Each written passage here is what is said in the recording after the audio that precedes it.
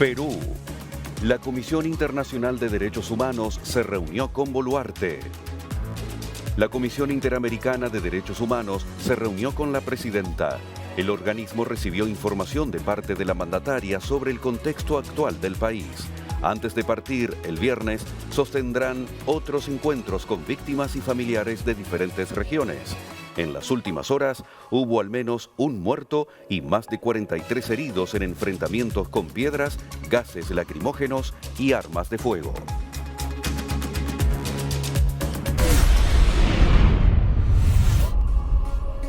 Chile. Se aprobó la redacción de una nueva constitución. La Cámara de Diputados dio el visto bueno que establece que el nuevo órgano que redactará la propuesta de ley fundamental estará integrado por 50 personas electas por la ciudadanía y contará con el apoyo de un comité de expertos designados por el Congreso. Los integrantes del llamado Consejo Constitucional serán elegidos en las urnas el 7 de mayo y tendrán hasta 5 meses para elaborar la propuesta de texto. El proyecto de Carta Magna tendrá que ser aprobado finalmente por la ciudadanía en un plebiscito el 17 de diciembre para su entrada en vigor.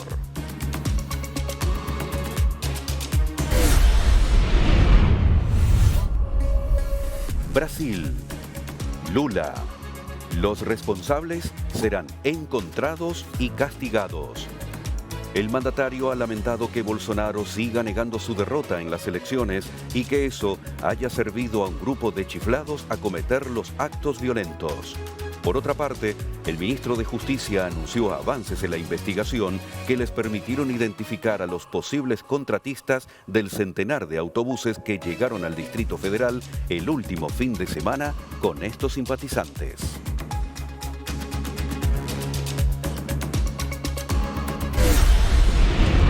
Perú.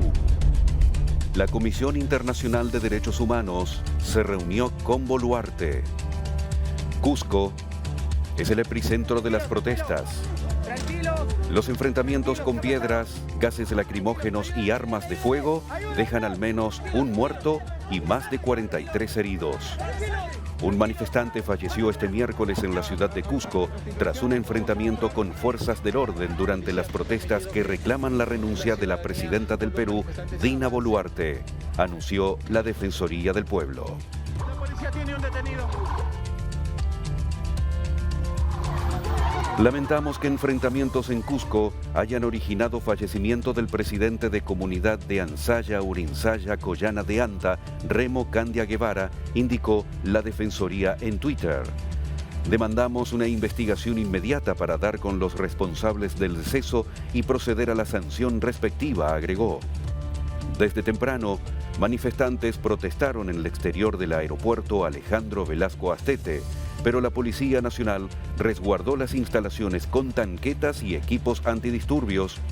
En el distrito de Huanchac se registraron algunos incidentes con civiles arrojando piedras a los uniformados y la policía respondiendo con gases lacrimógenos. A una semana del reinicio de las movilizaciones en Perú, los bloqueos viales continúan en 6 regiones.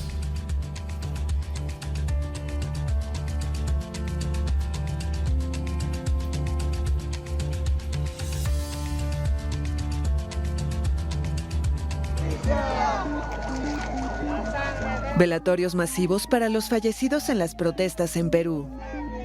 El epicentro de las manifestaciones se encuentra en la región aymara de Puno, en la frontera con Bolivia, donde miles de pobladores recorrieron las calles de Juliaca con ataúdes de las víctimas civiles.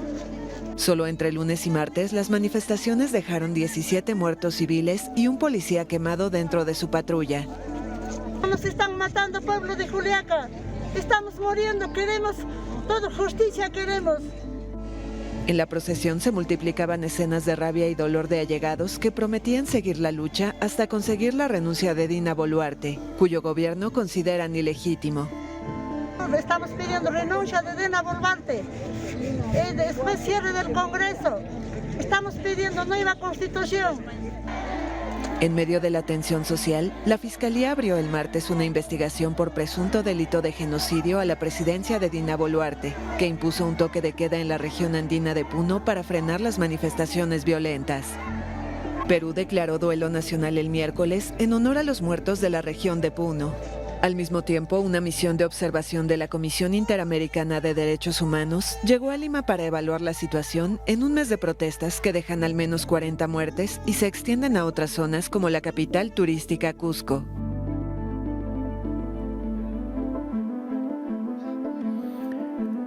Dina Boluarte se reunió con los representantes de la Comisión Interamericana de Derechos Humanos.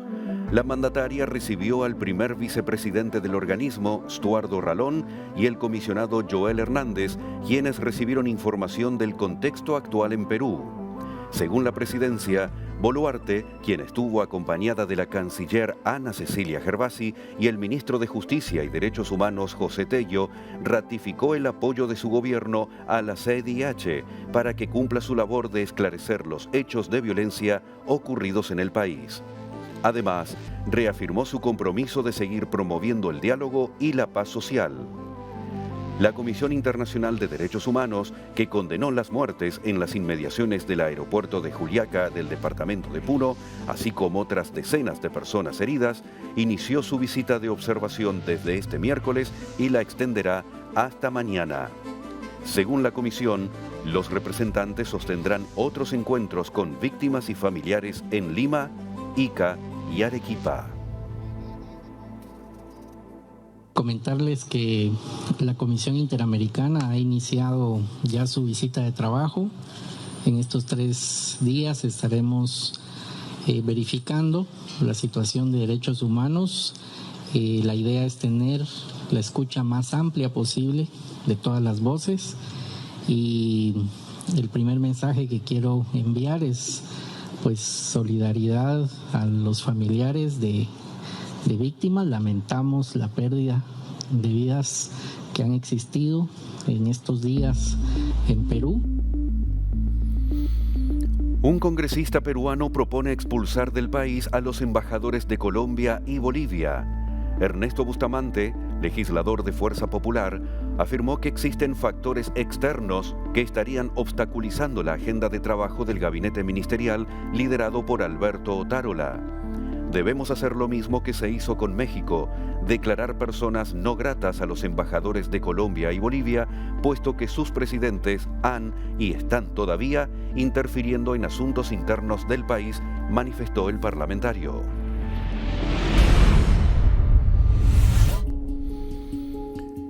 En Chile, el Congreso aprobó la reforma que habilita nuevo proceso constituyente. Por 109 votos a favor, 37 en contra y 2 abstenciones, la Cámara de Diputados aprobó entre aplausos la norma que establece que el nuevo órgano que redactará la propuesta de ley fundamental estará integrado por 50 personas electas por la ciudadanía y contará con el apoyo de un comité de expertos designados por el Congreso. Como la reforma fue aprobada sin cambios durante su tramitación parlamentaria, el itinerario para un nuevo proceso constituyente será el mismo que el suscrito el pasado diciembre, tras 3 intensos meses de negociaciones por 14 partidos. Los integrantes del llamado Consejo Constitucional serán elegidos en las urnas el 7 de mayo y tendrán hasta 5 meses para elaborar la propuesta de texto. Antes, en marzo, se establecerá el comité de 24 expertos que elaborará un anteproyecto que sirva de base al Consejo. El proyecto de Carta Magna tendrá que ser aprobado finalmente por la ciudadanía en un plebiscito el 17 de diciembre para su entrada en vigor. Mientras tanto, la oposición denunció penalmente al gobierno por los indultos presidenciales. El anuncio de acusación fue presentado en el Congreso Nacional. El jefe de la bancada de diputados del partido opositor Renovación Nacional, Andrés Longton, acompañado por otros parlamentarios, le pidieron a la Fiscalía Regional Metropolitana Centro Norte para que inicie la investigación penal con el objetivo de esclarecer los hechos y perseguir las responsabilidades penales en el otorgamiento del indulto presidencial al exfrentista Jorge Mateluna, quien se encontraba condenado a 16 años de prisión por participar en un asalto a una sucursal bancaria en 2012 y que ya había recibido el beneficio en 2004, sostiene el documento. La decisión del presidente Gabriel Boric de otorgar indulto a 12 presos que fueron detenidos durante el estallido social en Chile, además del exfrentista Jorge Mateluna, impactaron en la ahora exministra de Justicia, quien ahora tendrá que enfrentar una acusación constitucional en su contra. A 11 días del anuncio, el primer mandatario salió a explicar las razones de la decisión y en total ya ha aceptado 2 renuncias, de la ministra de Justicia y la de su brazo derecho en gestión política, el jefe de gabinete. Esto se suma a una considerable baja en la aprobación, al punto que la vocera del gobierno reconoció que se encuentra en un momento difícil.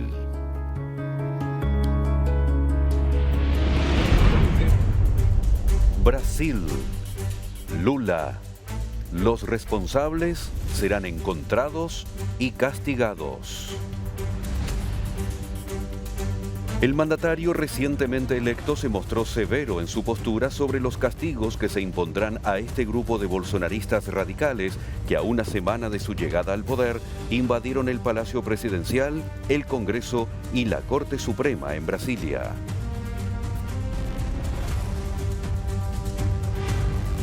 Até não gostaria de pensar em golpe, eu até gostaria de pensar numa coisa menor, quem sabe grupo de pessoas alopradas que ainda não entenderam que a eleição acabou, que ainda não querem aceitar que a urna eletrônica é possivelmente o modelo eleitoral mais perfeito que a gente tem em todos os países do mundo. Por otro lado, Lula ha lamentado que Bolsonaro siga negando su derrota en las elecciones y que eso haya servido a un grupo de chiflados a cometer los actos violentos. El ministro de Justicia, Flavio Dino, anunció avances en la investigación que les permitieron identificar a los posibles contratistas del centenar de autobuses que llegaron al Distrito Federal el último fin de semana con estos simpatizantes. Agregó que todas estas personas serán llamadas a declarar en el marco de la causa del Capitolio brasileño, como la denominó por sus similitudes con el asalto a la sede legislativa estadounidense en enero del 2021, cuando Donald Trump perdió las elecciones.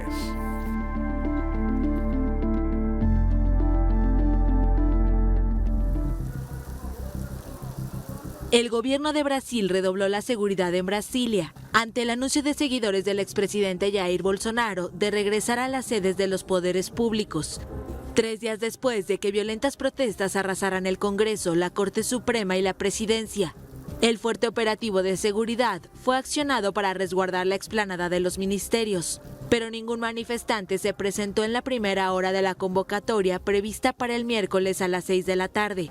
A pesar de que más de 600 personas continúan detenidas, fue convocada la mega manifestación nacional para retomar el poder para el miércoles en varias capitales. Cualquier gesto que vaya en contra de la democracia brasileña será sancionado dentro de lo que la ley permite sancionar. Pero en Río de Janeiro tampoco comparecieron manifestantes al puesto 5 de Copacabana, resguardado por policías municipales. En Sao Paulo, solo 2 jóvenes aparecieron en la avenida Paulista, vistiendo camisetas verde-amarillas, colores de la bandera nacional que se volvieron distintivos de las manifestaciones pro Bolsonaro. Una encuesta divulgada el miércoles por la empresa Atlas Intelligence arrojó que aunque la mayoría de los brasileños rechaza lo ocurrido, 18,4% dice estar de acuerdo con la violenta manifestación que impactó a la capital y 10,5% cree que la invasión de las sedes de los poderes públicos era totalmente justificada. Las autoridades investigan quién organizó y financió la invasión, así como a los responsables de garantizar la seguridad de la capital.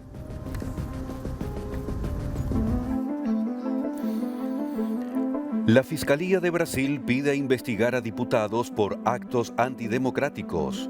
El Ministerio Público pidió que se investigue a los parlamentarios bolsonaristas Andrés Fernández, Silvia Vuaipí y Clarisa Tercio, señalados por incitación a los actos de violencia y vandalismo a través de publicaciones en redes sociales antes y durante las invasiones, lo que puede tipificar el delito de incitación pública al crimen. Para la Fiscalía, la supuesta actuación de los congresistas fue un intento de abolir con violencia o grave amenaza el Estado democrático de derecho, impidiendo o restringiendo el ejercicio de los poderes constitucionales. En Argentina, denunciaron a un juez federal por apoyar el intento de golpe en Brasil. La medida se basó en una publicación que el juez federal de Mar del Plata, Alfredo López, hizo en Twitter, en la que exhibe un video de la toma en uno de los edificios de gobierno y lo acompaña con la leyenda Levantamiento Popular en Brasil contra el comunista y ladrón de Lula. Fue denunciado ante el Consejo de la Magistratura por mal desempeño y otros delitos, entre ellos haber apoyado presuntamente el intento de quiebre del orden constitucional en Brasil.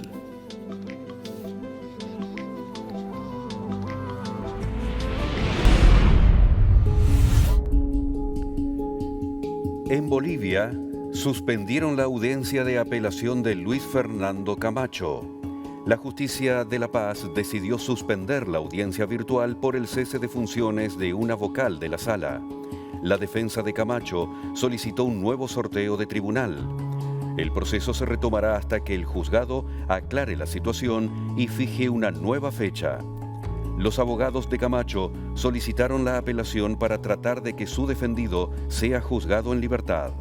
Por su parte, la Fiscalía Boliviana pide que se amplíe de 4 a 6 meses la detención preventiva por riesgo de fuga. El regidor está acusado por los presuntos delitos de terrorismo, sedición y conspiración. Por su parte, la Unión Europea llamó a evitar la violencia y pide que se respete el proceso judicial de Camacho.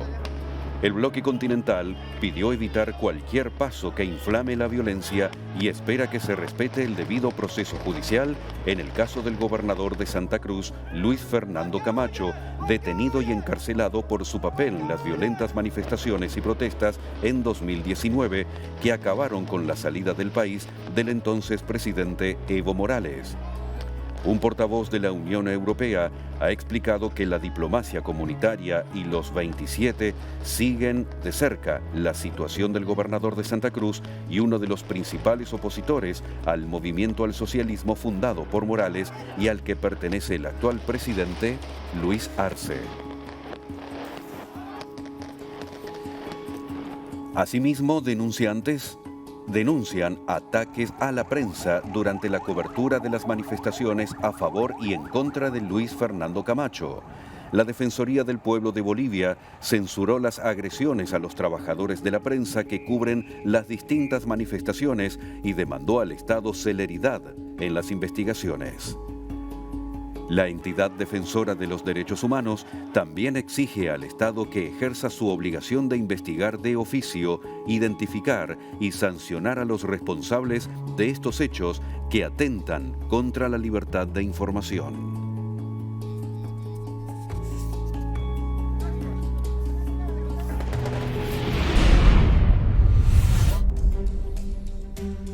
Gustavo Petro comprará tierras para los más de 700 damnificados del derrumbe en Cauca. El presidente de Colombia anunció una serie de medidas a corto y largo plazo para atender a la población afectada por el derrumbe en Rosas, Cauca, que taponó la vía panamericana y dejó más de 700 afectados. Entre las estrategias que implementará el gobierno nacional estará la compra de tierras cercanas a la zona del deslizamiento para reubicar la población. Habrá un proyecto con una inversión billonaria para trazar lejos de la placa tectónica una nueva vía de unos 70 kilómetros, explicó el jefe de Estado en su intervención. Ese plan permitiría que haya una mejor movilidad en los departamentos ubicados al sur y el centro de Colombia. Petro señaló que con la medida la población sería recompensada con más tierras de las que tenían hoy. Prácticamente contarían con media hectárea por familia que sería utilizada para producir alimentos con ayuda del Estado y a lograr que sus nuevas viviendas tengan los niveles de dignidad que necesitan.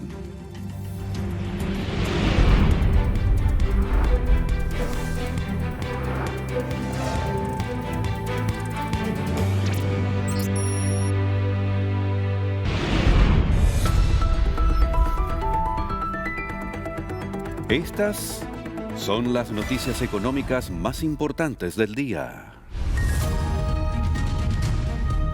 Paraguay crecerá 5,2% en el 2023, según el Banco Mundial, por encima de las proyecciones del Banco Central de Paraguay de 4,5% de aumento del PBI para este año.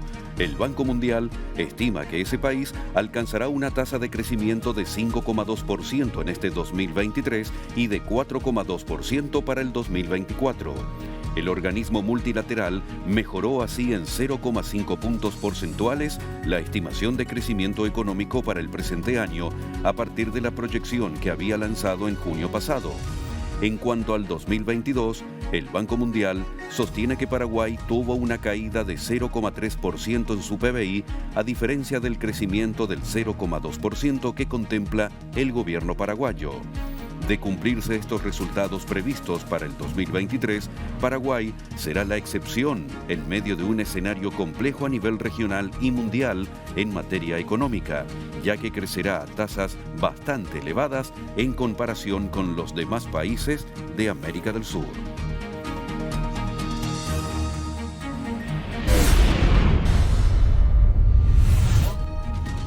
Wall Street cerró con ganancias a la espera de un nuevo reporte sobre la inflación en Estados Unidos. Todos los grandes índices van camino de registrar ganancias semanales en lo que ha sido un fuerte comienzo de año tras un pésimo 2022. La inflación y la lucha de la Reserva Federal contra ella siguen siendo el gran foco de atención de los inversores. Wall Street espera que el enfriamiento de la inflación y la ralentización de la economía convenzan al Banco Central de que reduzca sus agresivas subidas de los tipos de interés que han lastrado los precios de los activos y corren el riesgo de provocar una recesión.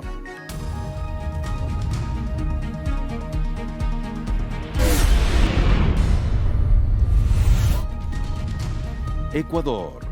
Guillermo Lasso anunció la reducción de 3 impuestos a pocas semanas del referéndum. La disminución de la tarifa representa 140 millones de pesos menos de ingresos tributarios.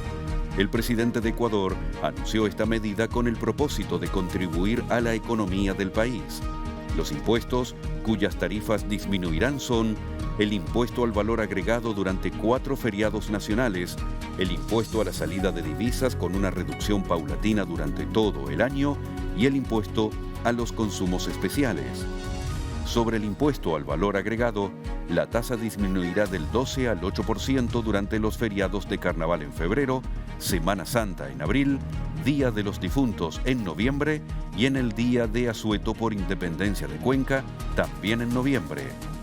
En cambio, el impuesto a la salida de divisas bajará del 4% al 2% en el transcurso del 2023, mientras que las bebidas no alcohólicas y gaseosas, la cerveza industrial y artesanal, las bolsas plásticas y el alcohol puro tendrán una reducción en el impuesto a los consumos especiales.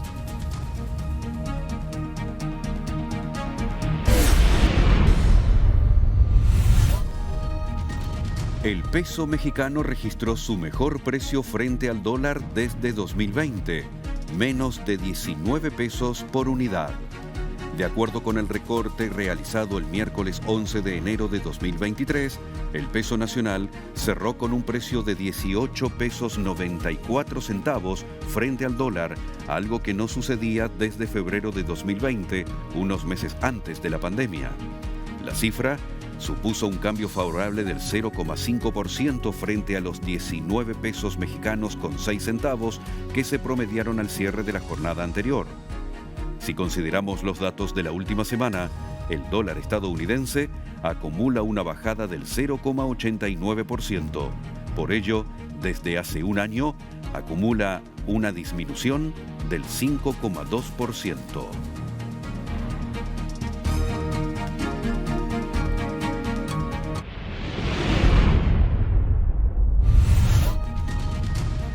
Paraguay y España refuerzan colaboración estratégica sobre libre competencia.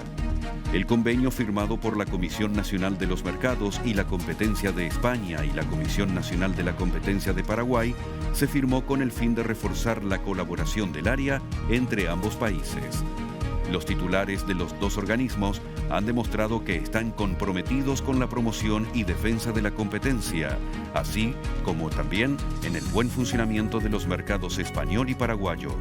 El acuerdo firmado garantiza un nuevo marco de cooperación más ágil y flexible entre las autoridades de competencia. Cabe recordar que ambas instituciones también colaboran en la Red Internacional de Competencia, a la que Paraguay se ha incorporado recientemente.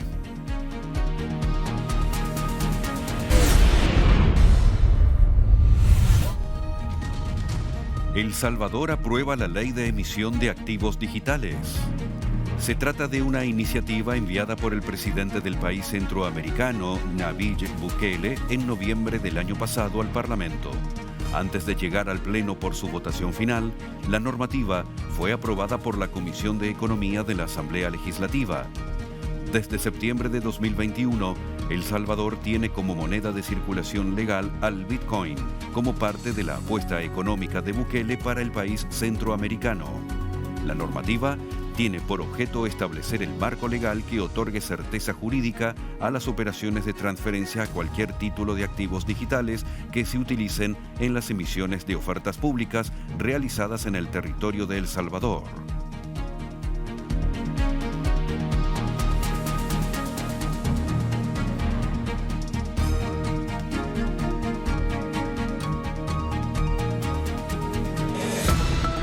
Estas fueron las noticias económicas más importantes del día.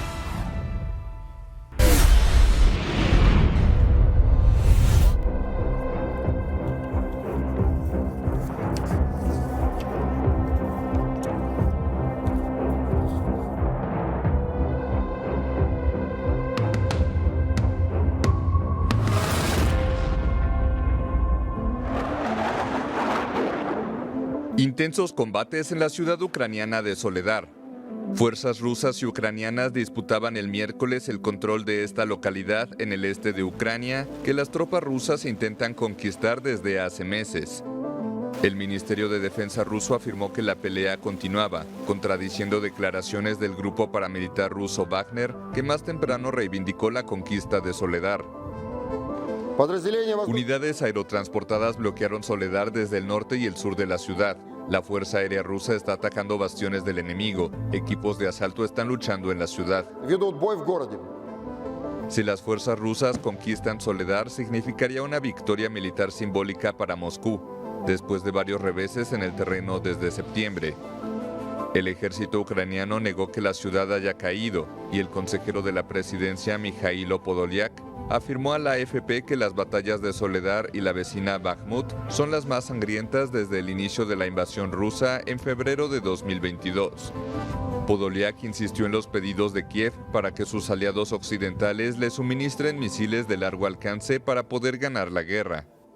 El suministro de armas a Ucrania en cantidad suficiente localizará la guerra en los territorios ocupados y no permitirá que la guerra escale y se expanda. No habrá escalada como nuestros aliados han hablado desde hace un tiempo.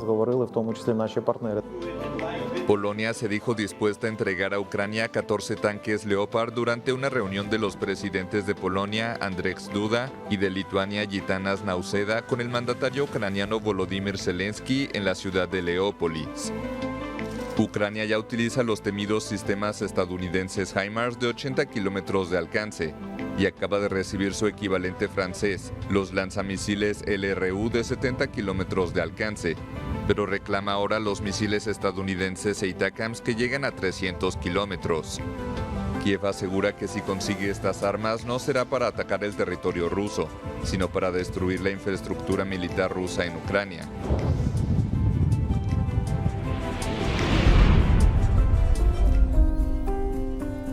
Putin admitió que la situación es difícil y nombró a un nuevo comandante de la invasión.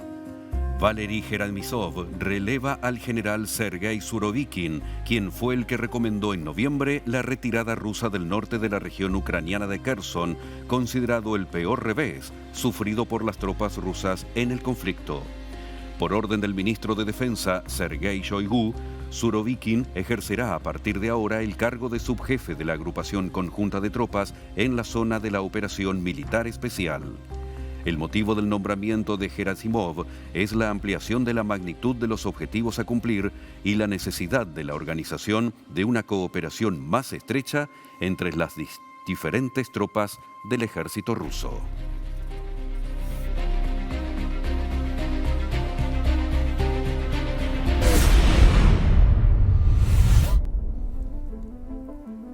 Ya van 40 incendios forestales en Uruguay en 2023 y prevén un año récord.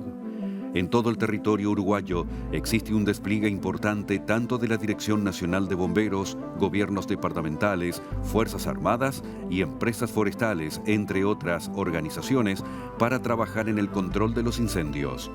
Esto se ha dado con la incorporación de tecnología y elementos necesarios para prevenir y combatir los incendios.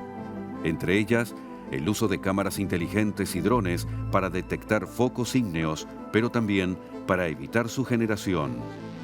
Según autoridades, solamente este martes debieron trabajar para combatir 11 puntos distintos. Incluso, las intervenciones de menor relevancia no las cuantifican, por lo que deberían contabilizarse más focos. Desde bomberos, dijeron que lo problemático se da muchas veces en la aparición de muchos nuevos focos a la vez, ya que cuando se está controlando uno, aparece otro a metros.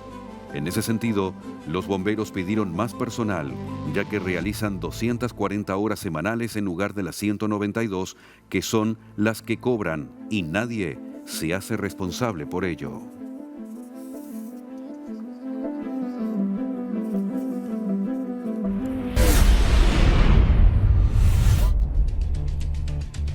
Se confirmó el primer contagio de gripe aviar en Ecuador en una niña de 9 años.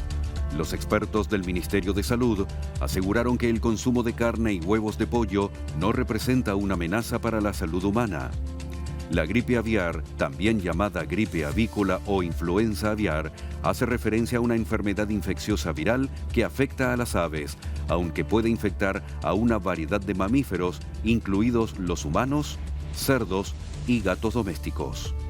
La niña, oriunda de la provincia de Bolívar, a aproximadamente 230 kilómetros al sur de Quito, se infectó por contacto directo con aves de corral.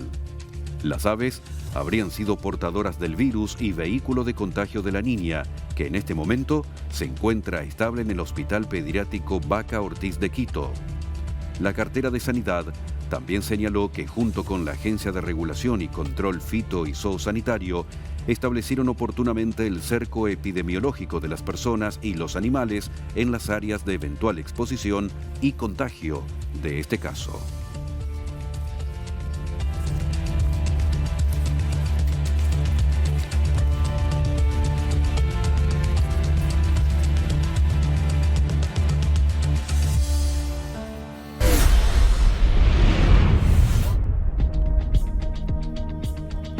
La Fiscalía pide 9 meses de prisión preventiva contra el congresista Freddy Díaz, denunciado por violación.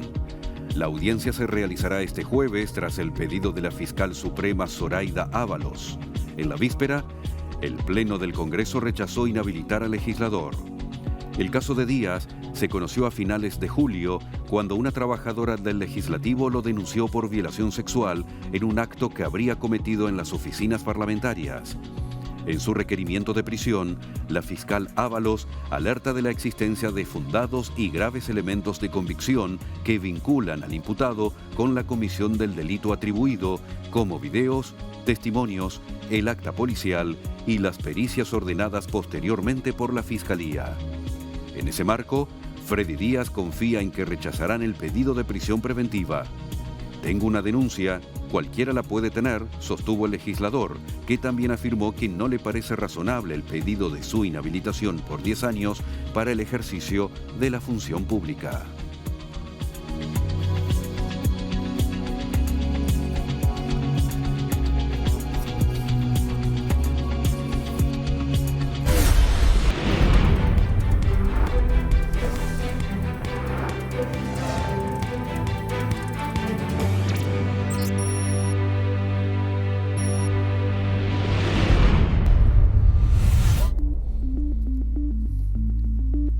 Nayib Bukele pidió extender por 10ª vez el estado de excepción para combatir a las pandillas. El Gabinete de Seguridad del Gobierno pidió a la Asamblea Legislativa que apruebe una 10ª prórroga para seguir combatiendo a las pandillas que afirman están involucradas en el narcotráfico y el crimen organizado. Nuevamente, estamos acá para solicitar la prórroga del régimen de excepción, ya que los resultados han demostrado su efectividad. La población está viviendo más tranquila y se puede movilizar sin miedo, manifestó el ministro de Seguridad salvadoreño, Gustavo Villatoro, al presentar la petición. La Asamblea Legislativa, de amplia mayoría oficialista, aprobó por primera vez el estado de excepción el 27 de marzo de 2022, un día después de que se registraran 62 homicidios, un nivel de criminalidad que no se había visto en El Salvador en mucho tiempo.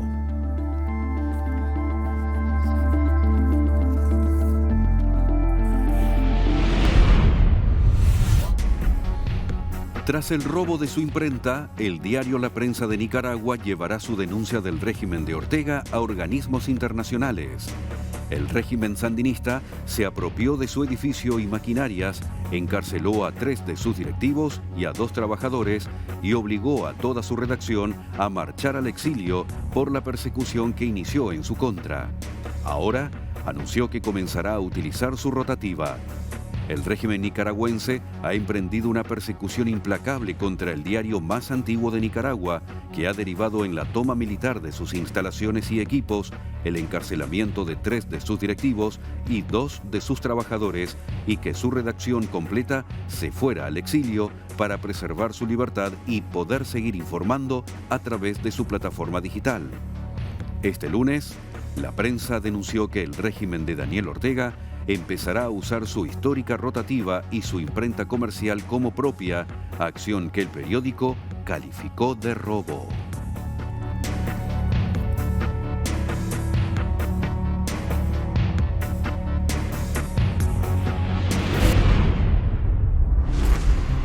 Confirman que hay al menos 10 muertos por combates guerrilleros en la frontera colombo-venezolana.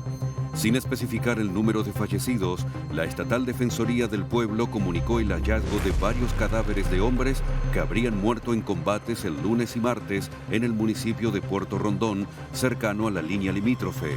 Pero la ONG Human Rights Watch confirmó que ha recibido reportes de al menos 10 muertos.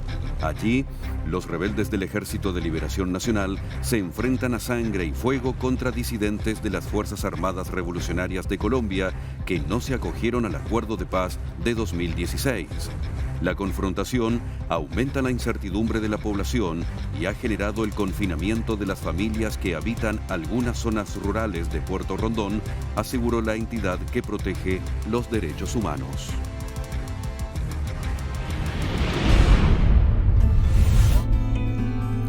Extienden la emergencia de salud pública por COVID-19 en Estados Unidos. Por medio de un comunicado, el Departamento de Salud y Servicios Humanos explicó que la medida permitirá que millones de estadounidenses puedan seguir sometiéndose a pruebas, vacunas y tratamientos.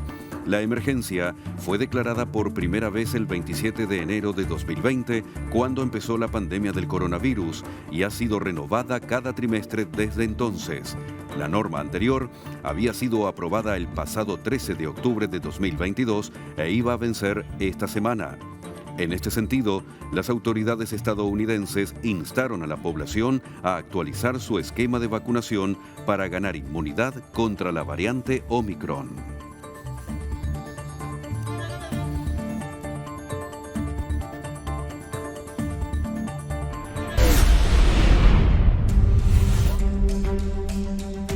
Reino Unido. Unos 100.000 funcionarios confirman que irán a huelga el 1 de febrero. Es por la disputa sobre condiciones laborales y salariales, según el Sindicato de Servicios Públicos y Comercial. Se tratará del mayor paro laboral que se lleva a cabo en este país en años. Mark Serwogwa, líder sindical, señaló que ya había avisado al Ejecutivo de que esta disputa escalaría si no escuchaban sus demandas. Serwotka se reunirá con el ministro de la oficina del gabinete y señaló que si pone dinero sobre la mesa, hay una posibilidad de que esta disputa se resuelva. Si no es así, servicios públicos como exámenes de conducir, personal de puertos y aeropuertos se verán afectados por esta huelga. La noticia se conoce la misma jornada en la que unos 20.000 miembros de los dos principales sindicatos del servicio de ambulancias en Inglaterra y Gales secundan una huelga de 24 horas en demanda de mejora salarial y en protesta por la falta de personal.